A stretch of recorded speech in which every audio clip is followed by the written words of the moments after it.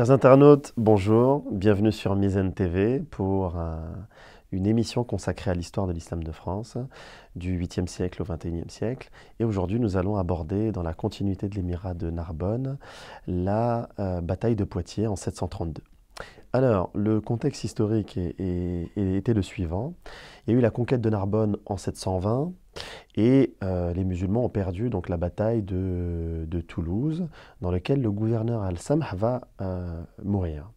Et on va avoir Abderrahman Al-Ghafiri, c'est celui qui va finalement décider du repli des musulmans, car quand un émir ou quelqu'un qui détient l'autorité dans une scène de combat mourait dans une guerre, les musulmans avaient tendance plutôt à se replier. Donc ce même Abderrahman Al-Ghafiri se replie du côté de Pampelune et va, à travers la bataille de Roncevaux, va remonter plutôt par l'Aquitaine, donc par Bordeaux, va défaire Eudes d'Aquitaine et va se diriger vers Poitiers.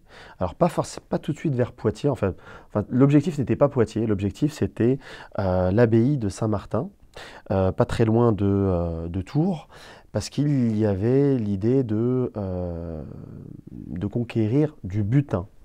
Et finalement, on va avoir les armées des Francs qui vont couper finalement cette route. Et on va avoir une bataille qui va finalement avoir lieu entre Châtellerault et Poitiers. On ne sait pas exactement le lieu. En tout cas, le combat s'engage et les musulmans sont défaits par les Francs. Alors c'est dû à au moins à deux éléments. La première, c'est effectivement la supériorité militaire et la tactique des Francs.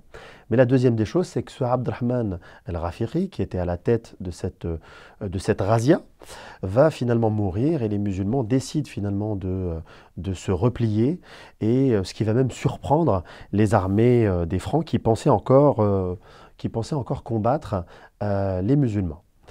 Alors, en termes de conséquences, il n'y a pas de grandes conséquences pour les musulmans. Pour eux, c'est une défaite, mais ils se replient.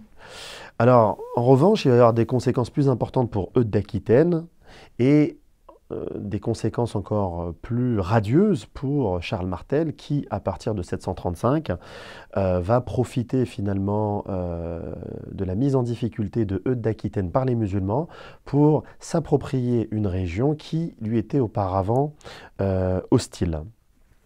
Alors la bataille de Poitiers, il y a eu différents enjeux derrière cette bataille-là.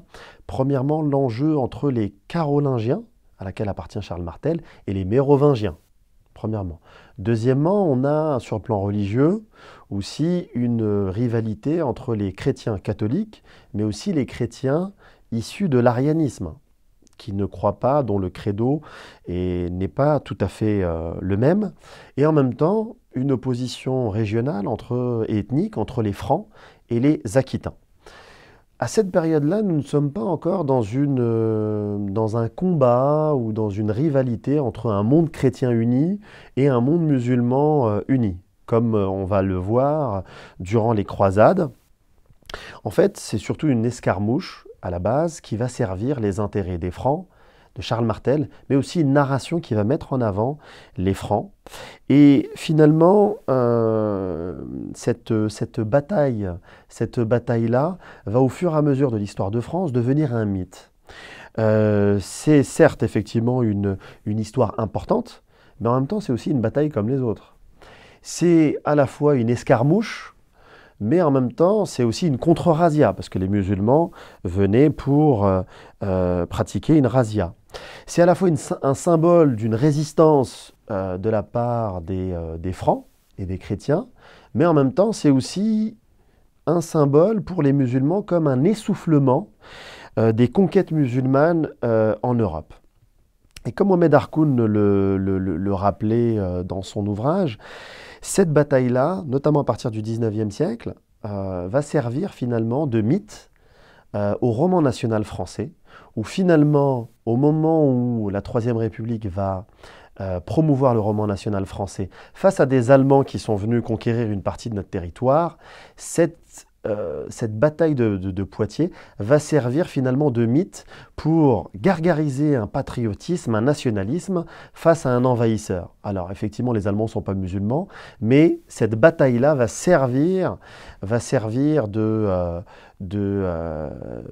mythe fondateur d'une nation en construction.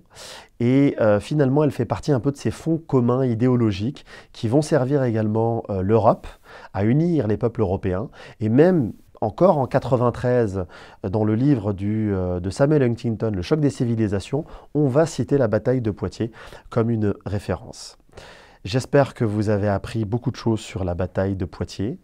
Je vous remercie pour votre attention et je vous donne rendez-vous à la prochaine pour un prochain épisode. Merci à vous.